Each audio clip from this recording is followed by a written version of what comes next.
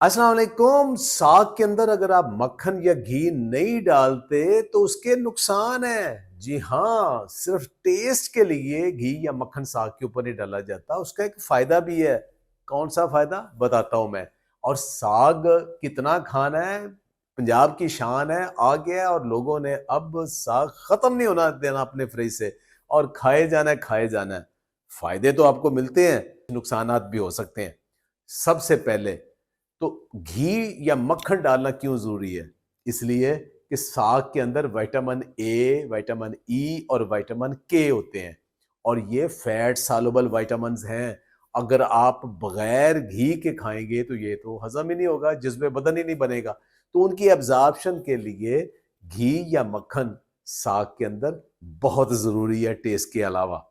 लेकिन अब देखते हैं कि साग बनता कैसे है और उसके कौन कौन से इंग्रेडिएंट है। आमतौर पे चार चीजों का साग बनता है। सबसे ज्यादा होता है उसके अंदर सरसों, दूसरे नंबर पे पालक, फिर बाथू, और लोग मेथी भी डालते हैं। तो इन चारों चीजों के फवायद क्या हैं और नुकसानात क्या हैं? देखें, इन चारों के अंदर विटामिन ए, सी, ई और के भी होते हैं। ल्यूटीन, जियाजेंथन भी होता है। लेकिन एक जो चीज इंपॉर्टेंट है, मैग्नीशियम, पोटेशियम, कैल्शियम तकरीबन सब में होते हैं।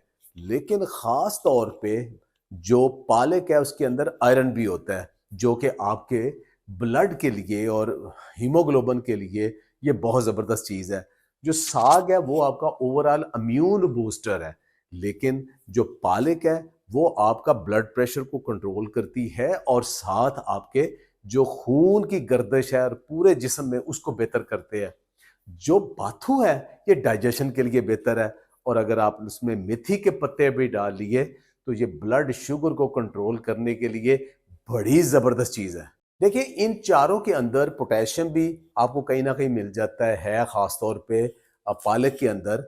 और साथ आपको मैग्नीशियम भी मिलता है और कैल्शियम भी मिलता है, तो हड्डियों के लिए ये बहुत ज़बरदस्त है। विटामिन के मिल जाता है कि जो कि आपके ओवरऑल खून बहने को रोकने में और आपका इम्यून बूस्टर का काम करता है। अच्छा, इन सारी चीज़ों के फ़वाइद तो इतने हैं, लेकिन याद रहे इनके अंदर ऑक्सलेट भी है, फास्फोरस भी है, और साथ इनसॉल्युबल फाइबर भी बहुत ज़्यादा है। ये क्या करते हैं कि इनसॉल्युबल फाइबर अगर आप ज़्यादा ले लेंगे और आप जल्दी से पकाने की कोशिश करेंगे, तो सहज पके सो मीठा हो, तो वो जो हांडी के अंदर हम पकाते हैं आहिस्ता आग के अंदर, उससे उसका हाजमा बेहतर हो जाता है। वरना इनसॉल्युबल फाइबर और ख़ासतौर पे सल्फर इसके अंदर गैस और ब्लोटिंग कर सकता है। और फिर अगर आप घी नहीं डालेंगे तो गड़बड़ हो जाएगी। अब ये है कि घी कम डालेंगे तो ठीक है, घी ज़्यादा डाल लेंगे तो प्रॉब्लम होता है। घी कितना डालना है? अब साग में तड़का लगाना ना लगाना, ये दो तरह के लोग हैं। पहले हम जो लोग हैं, जो ख़ास तौर पे नारोवाल और ये सियालकोट से ताल्लुक़ रखते हैं, और इनके साथ ये लाहौर, शेखुपुरा और ये सारी पट्टी जो है गुजरांवाला, ये लोग सिर्फ़ जी सारे पत्ते और गंदले उसको गला लेते हैं, थोड़ा-सा आखिर में उसको ब्लेंड कर लेते हैं, कोटा लगा देते हैं उसमें थोड़ा-सा आटा डाल के। ये उसमें कोई घी नहीं डालते। जब गरम करना है, उसके ऊपर थोड़ा-सा मक्खन रखना है, ये सबसे बेहतर है। टेस्ट वाइज भी और पसंद वाइज भी, और टोटल उसमें ज़्यादा घी भी नहीं लगता, और आपके हाजमे और बाकी के लिए भी ठीक है। लेकिन बहुत सारे लोग जिन्हें हम माइग्रेटेड कहते हैं, लेकिन अब तो वो एक पुरानी बात हो गई, लेकिन वो जो होशियारपुर, जलंधर, अमृतसर, फिरोजपुर से जो लोग आए हैं, वो सारे के सारे इसमें तड़का लगाते हैं।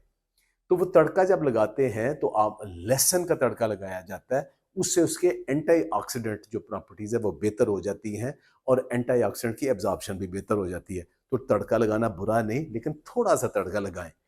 अब यार लोग क्या करते हैं कि पहले तड़का लगा लिया, उसके बाद ढेर सारा उसमें घी या मक्खन या डाल के उसको गरम कर लिया, और जब सर्व करना है उसके बाद ऊपर फिर मक्खन डाल दिया। अब इतना ज़्यादा जब घी डालेंगे या मक्खन डालेंगे तो उसका नुकसान क्या है? सैचुरेटेड फैट आपको थोड़ी क्वांटिटी में जब लेते हैं तो वो आपके हार्ट के लिए, कोलेस्ट्रॉल के लिए, डाइजेशन के लिए, टेस्ट के लिए बेहतर है। लेकिन जब ज़रूर से ज़्यादा करते हैं फिर उसकी कैलोरी वैल्यू बहुत ज़्यादा हो जाती है, फिर मोटापे का और बाकी बैड कोलेस्ट्रॉल का, एलडीएल के बढ़ने के चांसेस बढ़ जाते हैं। फिर वो ख़ास तौर पे जो दिल के अमराज के लोग हैं और जिनको ये गुर्दों का मसला है, उनको भी ये ठीक नहीं है। फिर चूंकि इसके अंदर फास्फोरस मौजूद है, जब हम ज़्यादा खाने की कोशिश करते हैं तो गैस ब्लॉटिंग होती है।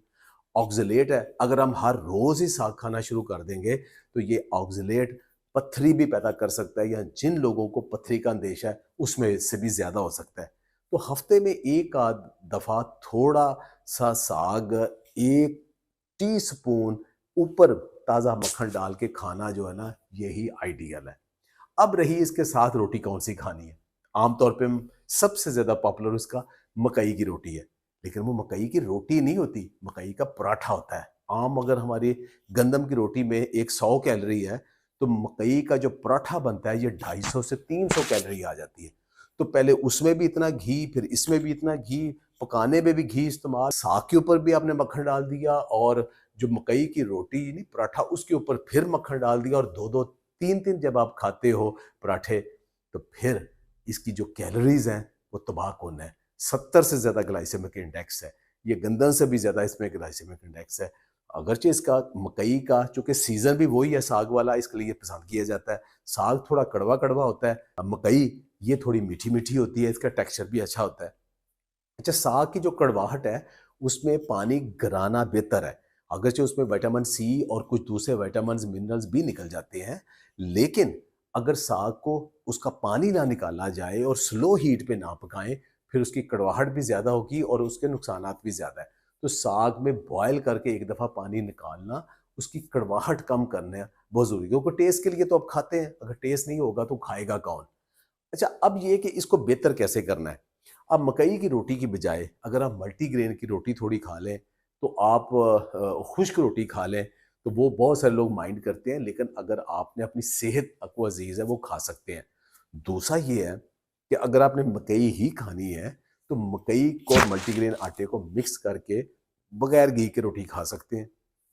तीसरा हल उसका ये है कि आप किनवा, बाजरा और मकई, ये तीनों चीज़ें मिक्स करके उसको पतला सा बैटर बना के तवे के ऊपर सिर्फ आधी चम्मच घी लगा के उसके ऊपर, जैसे मैं नाश्तों में बहुत सारी वीडियो में बताता हूँ, वो उसके ऊपर डाल दें, तो वो सिर्फ आधे चम्मच घी या तेल से वो आपका एक जो रोटी, एक हल्का सा पराठा बन जाएगा। और वो कहीं बेहतर है बजाय कि आप अपनी सेहत के दुश्मन बने। ज़रूर खाएँ, साग मकई खाएँ, मुझे भी ज़रूर इनवाइट करें, मुझे भी बहुत ज़्यादा पसंद है, लेकिन मॉडरेशन से। अच्छी चीज़ को भी जब एक्सेस कर देते हैं, ज़रूर से ज़्यादा कर देते हैं, वो आपके लिए इंतहाई नुकसानदेह है। तो मॉडरेशन में खाएँ, तो दिल के मरीज़ भी खा सकते हैं, कोलेस्ट्रॉल वाले भी खा सकते हैं, गुर्दों वाले भी खा सकते हैं, कमज़ोर मैदे वाले भी खा सकते हैं। लेकिन ज़्यादा खाएँगे, ज़्यादा घी इस्तेमाल करेंगे, तो फिर इन सब के लिए ये नुकसानदेह भी हो जाएगा। खुश रहें, आबाद रहें। बहुत-बहुत शुक्रिया।